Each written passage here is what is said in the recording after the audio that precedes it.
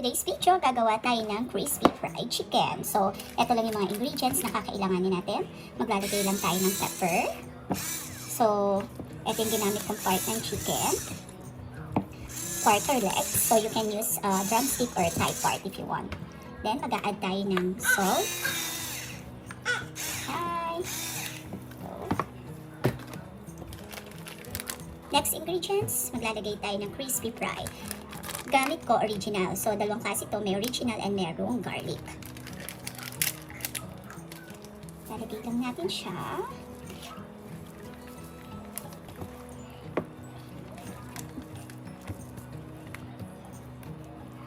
Spread lang natin sa chicken natin.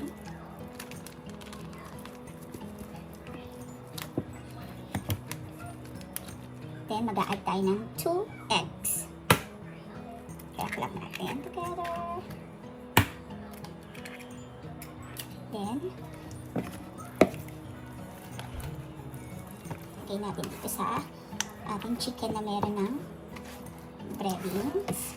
Yung nilagay nga natin crispy fry.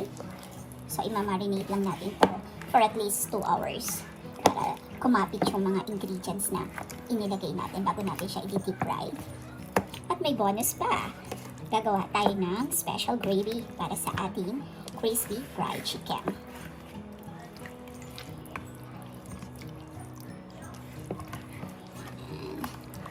So, syempre, kailangan malinis ang kamay nyo, ha? So, nag-wash naman ako ng hands. And isa pa, kami naman yung kakain dito, kaya hindi na ako nag-gloves. So, lagyan lang natin ang cover. Then, pwede natin ilagay sa ref or sa... So, marinate natin for at least 2 hours bago natin. Ito na yung chicken natin na marinated for 2 hours. Then, naglagay lang ako ng oil dito sa casserole. Yan ang gagamitin natin para talagang lubog na lubog siya sa mantika or naka-deep fry talaga siya. So, check natin kung mainit na yung ating oil bago natin ilagay yung chicken. Mainit na siya. So, pwede na natin ilagay itong ating crispy fried chicken.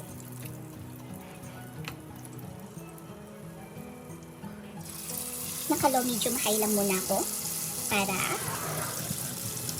hindi yung pagkakaluto niya hindi hilaw or hindi sunog or hindi ba mabigla.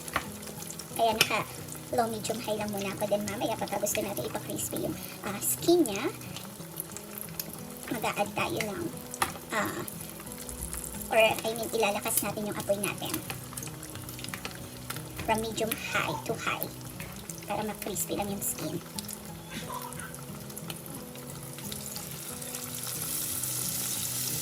Dalawa lang muna yung ilalagay natin para maging maganda yung pagkaka-fry niya. Next, pwede na natin i-flip yung ating fried chicken.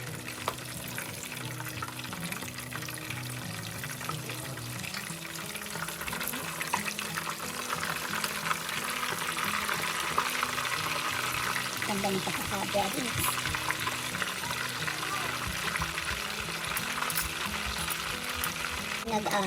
Nag-deep fry tayo ng ating chicken. Magluluto naman tayo ng gravy. So, meron tayong butter. I-melt lang natin yung ating butter. Once na na-melt na yung butter, lagay na natin yung ating flour.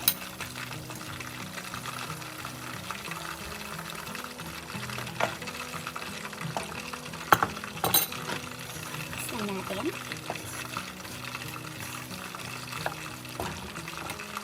Shot na natin.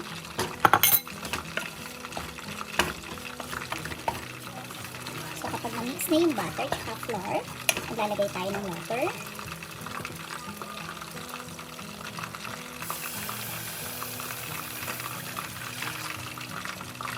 Add tayo ng 1 cup of water.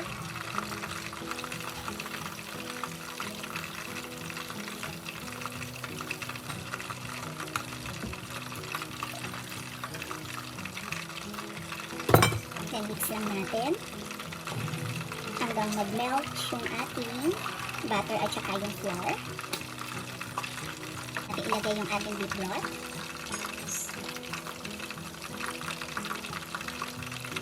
Ilagay na rin natin yung ating onion powder and garlic powder.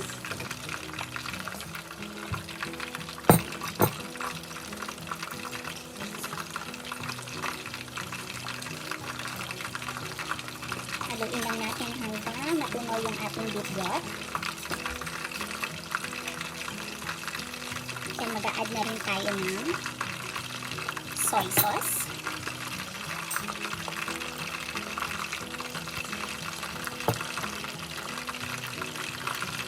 Yan yung magpapakulay sa ating gravy. Add na rin tayo ng konting salt.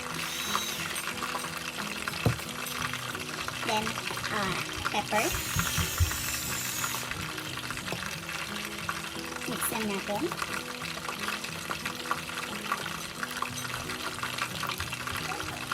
Then, let's simmer for about 5 minutes. Saka natin siya titikman. Ready to flip na yung ating chicken. So, pinaray ko lang siya 5 minutes and then another 5 minutes. Pero bago natin i-flip, make sure na ipopoke muna natin. Para maluto yung loob at the same time, hindi siya bloody. Hindi pa ito luto. Kumbaga, luto. Hindi pa siya luto. Okay. So, poke natin siya. Like this. Tsaka natin i-flip.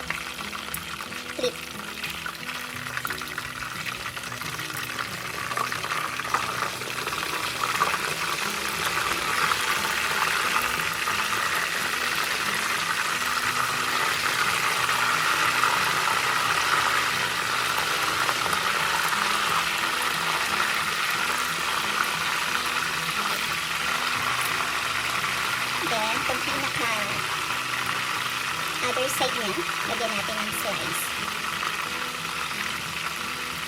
Again, low medium heat lang to ha. Kasi, hindi magiging maganda yung pagkakaluto ng fried chicken natin kung timano nakahay yung ating stove.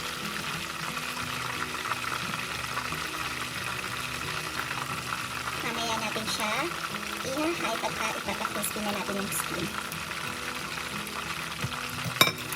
So, another 8 minutes. Halo na ang ating gravy. So, tikman muna natin kung tamang sa alat. Harap.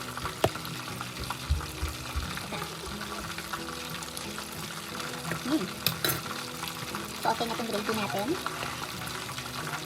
Turn off na natin yung stove. Set aside muna natin to. Magluto naman tayo ng java rice. Maglagay lang tayo ng hindi pa pala na-over ng olive oil. Tayo natin uminit. Once na mainit na yung olive oil or kahit anong oil, so lagay tayo ng aswete. Kung walang aswete, this one it's annatto powder, pero pwede din kayo gumamit ng fresh na aswete. So, ang gagawin nyo lang, maglalagay lang din kayo ng oil, tapos lalagay nyo lang yung pinaka-seeds ng aswete, then sasalain nyo rin. So, medyo matrabaho yun. So, ito yung pinaka-mabilis na way para gumawa ng java rice. So, ang binibili ko, annatto powder na. Mix lang natin siya sa oil.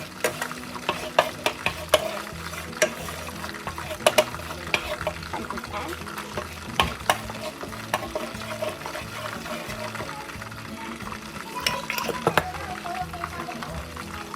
Then, tsaka natin ilalagay yung ating rice, cooked rice.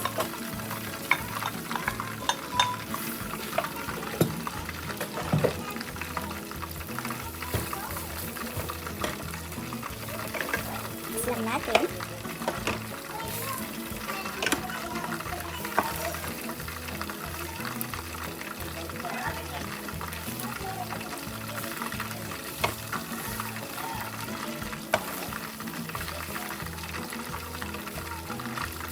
After 8 minutes, pwede na natin siya i-flip.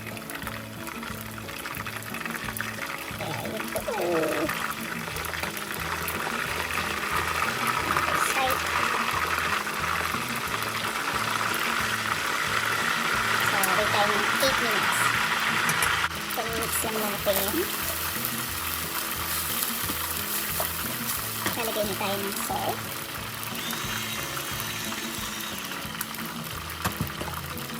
At tayo ng konting pepper. Mix lang natin. Ganito kadali lang gumawa ng java rice.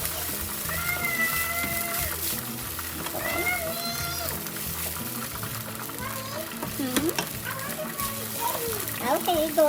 Ask your brother. So, pwede na natin i-turn off yung stove. Meron na tayong easy and quick java rice.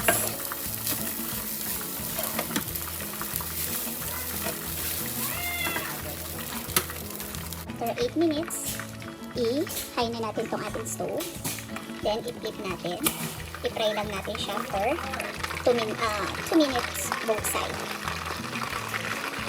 Para maging crispy. Actually, crispy na nga siya. Para lang maging crispy lalo.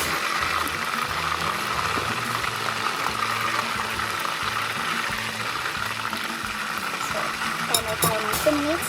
So, i-flip natin. Another side for 2 minutes.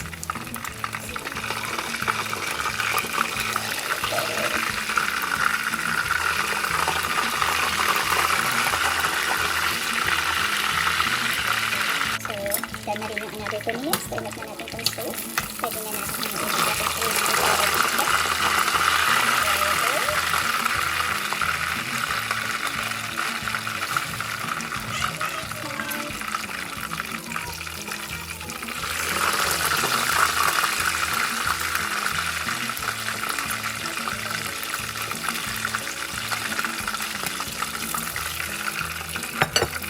Crispy fried chicken, crispy outside but juicy inside. There you go.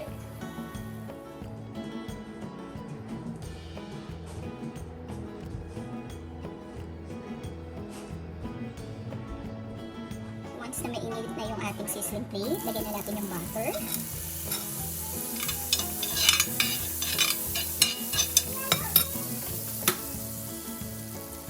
Lagyan na natin yung ating 1 cup of java rice.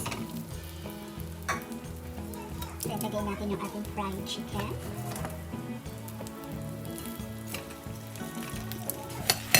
Siyempre, maglalagay tayo ng ating gravy. Yung special sauce natin.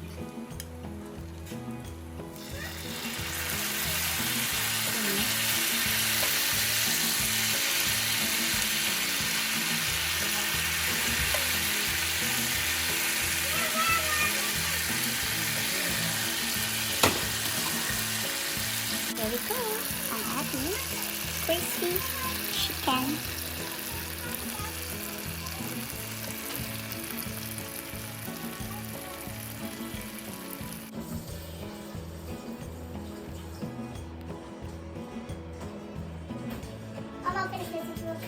Okay, tikiman tayo. So, check natin kung ano lasa. Look at that chicken. It's too hot.